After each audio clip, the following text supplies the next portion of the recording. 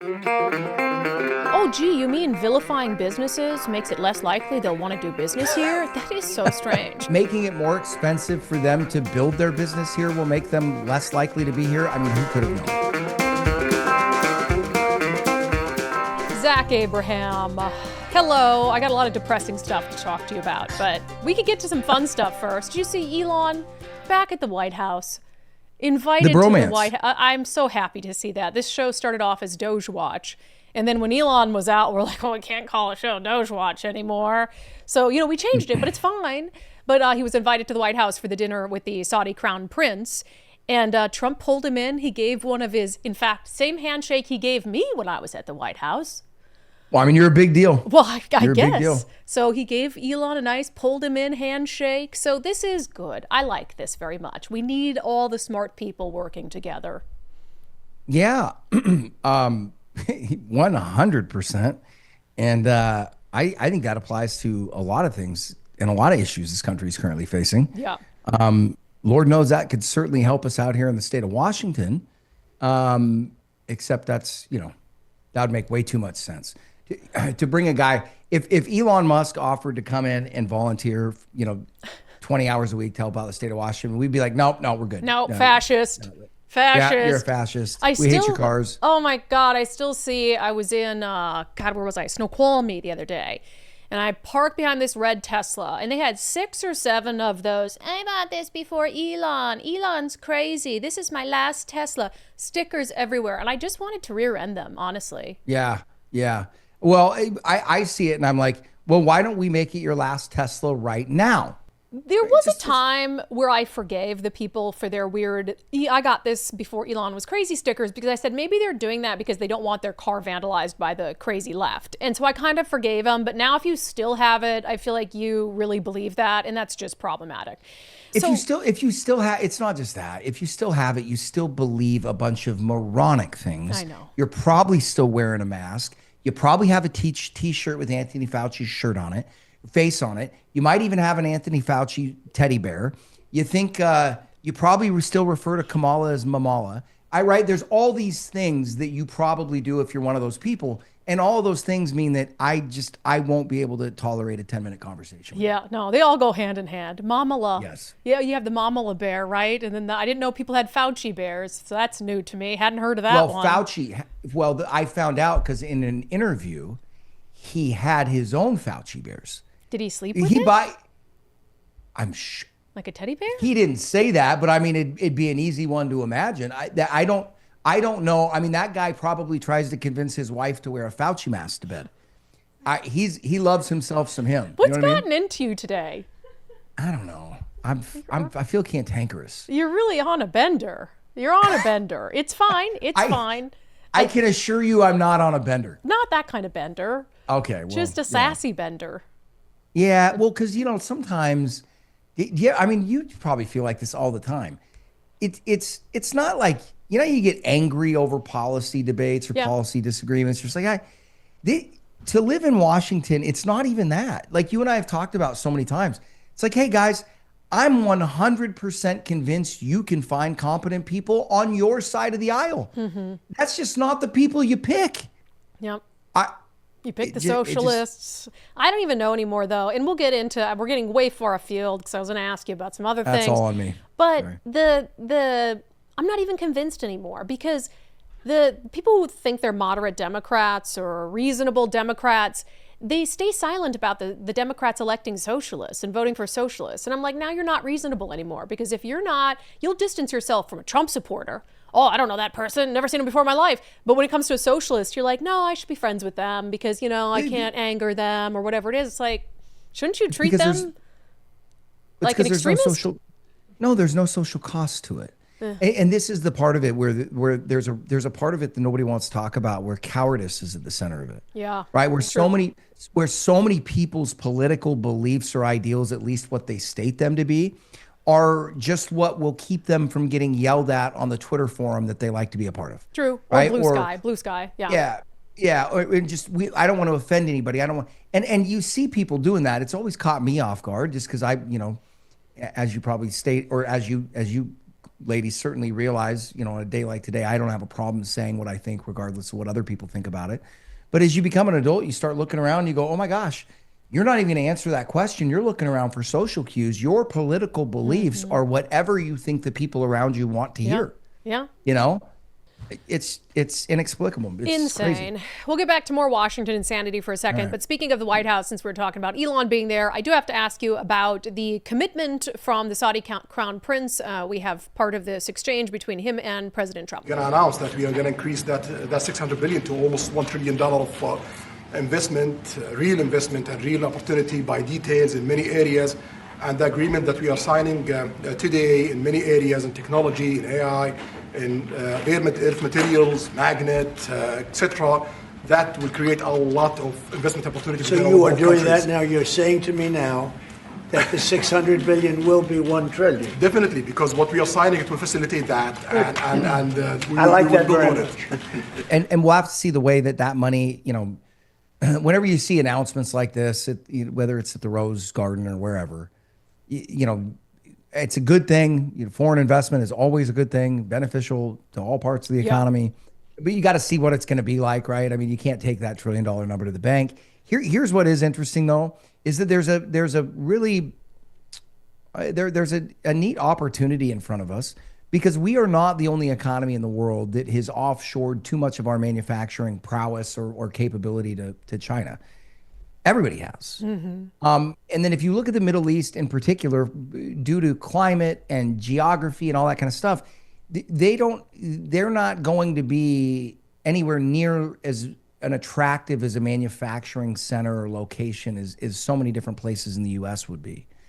And so what that means is you got a lot of economies around the world that probably can't onshore a big part of that manufacturing. So they got to take it somewhere else. Well, let's make us a stop for it, because, and again, this really is across political, should be across political lines. But regardless about what you think the right way forward for our country is via policy, or whether it's economic policy and fiscal policy, monetary, whatever it is, the one thing that all reasonable people should be able to agree on is that any government, any country has to have the ability to manufacture the goods that it has to have in order to keep itself safe and to run. Yeah. Right? Now, there's going to be certain parts where it is hugely beneficial and advantageous for us to offshore certain production, that will always be the case. But we can't do it wholesale, right? And that has to be something, because, for instance, like you look at our production of rare earth metals, we don't make enough here domestically to even outfit our missiles, right? Literally, if we don't fix these issues, think back to World War II, right? How did we win World War II? The greatest technological power in World War II did not win. The greatest technological power in World War II was Germany, right? There was a famous line in World War II by one of the German generals, which, it takes 4 Sherman tanks to beat a Tiger tank. The problem is the Americans always bring 5, right? And what it was our manufacturing muscle and capability that won World War II. Yeah. Well, you know what we've done over the last 40 years? We've given it all away. Completely offshored it. So we have to get that back. If countries like Saudi Arabia, which I'd never even really thought about it, but it makes a lot of sense, because they need to everybody's figured out we've got to diversify our manufacturing, our manufacturing streams and uplines and all that kind of stuff. And America's a great place to have manufacturing facilities. We've got the labor, we've got the natural resources, we've got the largest intercontinental river system that makes it really easy to ship stuff back and forth, highway systems, all that stuff we know. Yeah, so if they want to step up and help reshore that and help build it, great. I think it's phenomenal. Some of that has to be, though, kind of the price they're willing to pay to get back in the good graces of the United States, right? Because they were mostly shunned under the Biden administration. So, I mean, isn't part of that, like, is there a concern about what they expect in exchange? Do you know what I mean? Based on what's going on there culturally, I don't think that. Now, I also don't think it's something that we should trust wholesale and just jump right into bed. But, when you look at the Middle East, and whether you're talking about Saudi Arabia, whether you're talking about Qatar, so many of those countries, there are big cultural shifts going on inside of those countries. You know, MBS is not a perfect guy, but he is a moderate. This is not a guy that wants to see Sharia law exported around the world, right? Does it mean that I agree with the way he's handled things like Jamil Khashoggi? No. Yeah. Right? But we need to, like, let's not make some of the same mistakes we made with Iraq and with Libya. You know, like Gaddafi and Hussein were bad guys. We were far worse off without them in power, right? Just full stop. Yeah. Right? So I think we should learn the lesson from that. I think we should also recognize that a lot of these guys, at least as it is for their aspirations for their own people and their aspirations for how they want to associate with the rest of the world, they're not Gaddafi. They're not Hussein. They're not going to think exactly like us, and that shouldn't be the goal. The goal should be to peaceably get along, right? Well, right. And also Trump is smart, and people forget he's a businessman, right? He's speaking their language, money. They want to be respected. He's giving them respect. He's treating them like a friend, and he'd rather have, you know, powerful people as friends than enemies of the United States. And if we can utilize them in some useful way, whereas I think Democrats tend to be much more idealistic, like, oh, they don't think like we think, and so we can't be seen shaking hands and laughing and embracing them. And Trump just has a totally different mindset, and I think his mindset is the correct mindset. Well, yeah, and I think that, and I've seen a lot about that, and you heard a lot of it in his first term when he went over and met with North Korea. Yep. Right, where you go, oh, that's not a way America does it. Well, hey, I don't know if you're keeping up on current events, but the way America does a lot of things over the last 40 years hasn't worked out very well. Yeah. And have they tried to bomb us yet? No. You know? Right. If you've got some madman with nuclear weapons halfway across the world that's willing to sit down and talk to us, I don't think that's a bad idea. Yep. You know? Yep. Oh, 100%. I mean, I say it all the time to journalists, just a different example, right? Or, you know, to people who do public affairs. It's like, you want to have good relationships with journalists, at least friendly. You know, call them and talk to them. And they're much less likely to do a horrible hit piece on you if you formed some sort of communication or relationship with them. It doesn't mean they're not going to do the bad story, but it does mean that they might pick up the phone and call you first and give you the benefit of the doubt and say, hey, this is what's going on. And so it's just about building relationships, and the president understands that. All right, let's do some watchdogging. So the Office of Financial Management came out. The projected state revenue in Washington through 2029 is down by another $66 million from the September forecast. So things just keep getting worse and worse and worse for Washington state. They say the changes are primarily the result of lower projections of housing permits and lower than projected employment. Gee, can you think of anything that would have caused the lower than projected employment? No, nothing perfect. comes to mind. Yes. And I, you know, I know that a lot of my thoughts are antiquated and don't really apply anymore. But I've always kind of looked at, you know, businesses or governments that kind of should view themselves sort of like businesses. And when a business wants to make more money, and I know this sounds crazy, but when a business wants to make more money, one of the things that they tend to do is to make their offerings more attractive to attract more people, right? Kind of like what we miss on profits, we'll make up in volume, right? We'll just get some more taxpayers in here. Somehow that has seemed to elude the brilliant minds we have navigating this state down in Olympia. Yeah. And wouldn't you know it, employment's down. Yeah, have you tried employing somebody in this state? I can tell you exactly why it's down. Because you guys make it impossible. And then the more people you employ and the more money you pay into the kitty, the more you're demonized. Yeah. You know? Well, and it's the same idea with, oh my gosh, lower than projected housing permits. You passed rent control. We played a clip on our show of this guy with the Washington Realtors when they were debating rent control in Olympia. He literally came before them and he said, if you do this, fewer people will build houses here. There's clear agreement that housing supply is a foundational issue in Washington's housing crisis. Consumer protection policies like rent stabilization do not increase housing supply, and if adopted, should not result in Washington becoming less competitive than Oregon, California, and other neighboring states for housing investment. As written, the bill contains several components that create a more restrictive form of rent stabilization relative to other West Coast states. The bill contains a flat cap, while Oregon and California have caps with a mechanism to account for inflation. The bill contains a 10-year exemption for new construction, while Oregon and California exempt new construction for 15 years. And the bill exempts a limited number of owner-occupied rentals, while California exempts much broader categories of residential properties like single-family rentals, so long as they're not corporate-owned.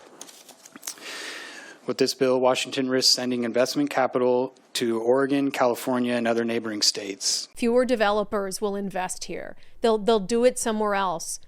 And who owns rental properties? Investors. Right.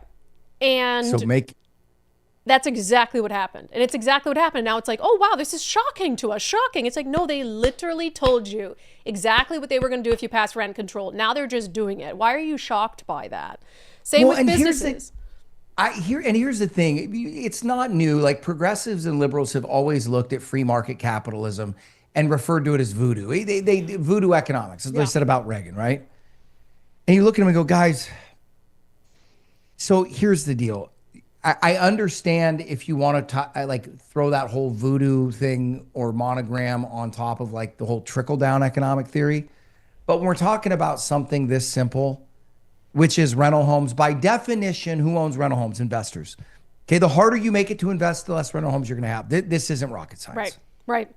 Well, and it's like, oh, gee, you mean vilifying businesses makes it less likely they'll want to do business here? That is so strange. I just, who would have guessed this? Yeah, making it more expensive for them to build their business here will make them less likely to be here. I mean, who could have known? Yeah. And it's just, it's one thing after another. And at some point it gets to the place where it's like, okay, that's the last straw, right? We can't do it anymore. And we've seen all these restaurants closing. And once they close, they're not coming back. Like, you're not going to move your business somewhere else and then just wait for a better environment and move it back, because there's no predictability there. And there's nothing to say. There is literally no indication that we're going to move into some period of being more business friendly. Quite the opposite, right? Well, yes. Well, and to your point, so what is the goal, right? That's what I would ask him, because I just sat there and watched video of the mayor of a major city of millions of people out picketing with strikers in front of Starbucks. Now, let's go look at what Starbucks does. Starbucks pays people over $20 an hour to pour coffee, and then will turn around and help them pay for their college. Yep. What is Starbucks got to do? Now, I think Starbucks deserves everything coming their way, because they have tacitly endorsed and passed off on these policies for the last 30 years. You're not wrong. So I think it's hilarious. At the same time, talk about biting the hand that feeds you, morons. They're paying them more than $20 an hour and helping them pay for college. What do they need to do in order to be considered a good business in our community? Well, and they act like we're in a North Korean forced labor camp. Like, hey, you have a choice. You don't want to be paid $23 an hour at Starbucks and get, free tuition and all this, then go work somewhere else. It's not, no one is forcing you to have that job. And yeah, I mean, I agree with your notion on Starbucks that, they've embraced all the woke culture, and you do that to your own detriment. And we said what would happen, and they take advantage of it. And you're never gonna, Amazon does that too. I think less and less so, but they're never going to be your friend. They're never going to turn around and say, oh, Amazon, they all put pronouns in their bio, so let's stop. Let's stop saying we should tax them. It's like, and also, and they're not going to get it, and you cannot ingratiate yourself enough, because they're idiots. Yes. They don't care how much tax revenue you pour in. No. If these people understood arithmetic, they wouldn't vote the way they vote. Right. So you are literally trying to get buddied up with them and make it's like trying to be good friends with a rock. Good luck, right? The Rock don't care. Right? Yeah, he's just sitting there. Speaking of what's kind of the last straw, right? It's like they keep putting things out and just almost daring businesses and high earners to get up and leave. So you and I have not discussed this. Washington state Democrats, a plan leaked that they're looking at trying to impose an income tax on high earners. Now, I don't know how they plan to make it constitutional, because of course we have some restrictions in the type of income tax in Washington state that we can have. And this blatantly, to me, seems unconstitutional. Not that they don't have the courts in their pocket, but it would target those making above $1 million. So they would do an income tax, but only if you are making more than $1 million a year at the onset. I always tell people, that's what they say now, and then next year they'll lower it, and then they'll lower it, and then they'll say, let's just do it for everyone, right? So I don't know how much money you make. It's really not my business, but I know that you've expressed concern with the continuing environment towards successful people. Your thoughts on this, Zach? I mean, it's just an extension of the exact same policies they passed on the rent control side. Yeah. Which is revenue is going down, and you cite dropping employment as one of those reasons. And I'm just going to tell you a really crazy economic secret here. Usually people that make over $1 million a year have employees. Yep. Yep. That's how they scale, right? Yeah. So if you make it more expensive to be here in this state with their employees, especially with how well this thing called the internet has worked, right? You can kind of do things from anywhere in the country. So when you do that, those businesses are going to leave, and they're going to continue to make their high wages.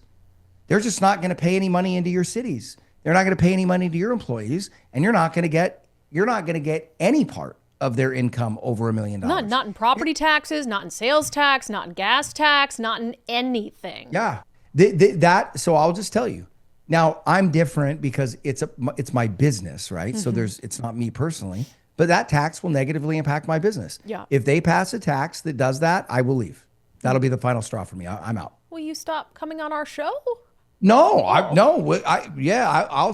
keep throwing money at the problem and keep trying to make people aware how nuts these people are. But and my whole thing, it's not that I can't afford it. Yeah. It's that I don't believe what I morally object and abhor what you spend my money on. Yeah. You don't care about my money. You don't care about me or the people that I care about. You don't care about the most vulnerable people in our culture. So it's not that I'm not willing to put in. I'm not willing to put it in your hands. 100%. And you're not going to touch another one of my dimes. And you want to go, so I'll just tell them right now, go ahead and pass that tax. You lose me and my tax revenue instantly. Yep. And thousands and thousands of other people like you, job creators who help our economy, who contribute way more than your quote unquote fair share. Total lie, total misnomer, absolutely outrageous. And again, they wouldn't do it if they haven't checked the boxes and talked to the people who are the ones who are going to decide whether it sticks, right? And I'm not trying to say that they're having shady behind closed doors meetings with the state Supreme Court justices. For sure, would never suggest that. But shady, I don't think they would do it unless they did. If this even comes up, the one thing if they try to pass this and it goes to the state Supreme Court, it's already passed. 100%. It's already passed. Yeah, 100%. I'll go ahead and say it. I got no problem saying it. We watched the way they passed some of these things, and then the Supreme Court, in complete violation of the state constitution, comes out and backs it. Yep. And you're like, oh boy, bet they didn't know that was going to go down that way. Constitution in our state means literally nothing. I mean, they'll abuse it to the end of time. It's really disappointing. So I think if they're thinking about it, and Bob Ferguson's playing coy, he says, well, I'm hesitant to pass any new taxes after we just passed the largest tax increase in state history. It's like, yeah, but you also said you were hesitant when you were running for governor and you were going to be a good steward of our money, and that went out the window in all of 3 months. So guy's the worst. All right, Zach Abraham, thank you so much. Thank you, ladies.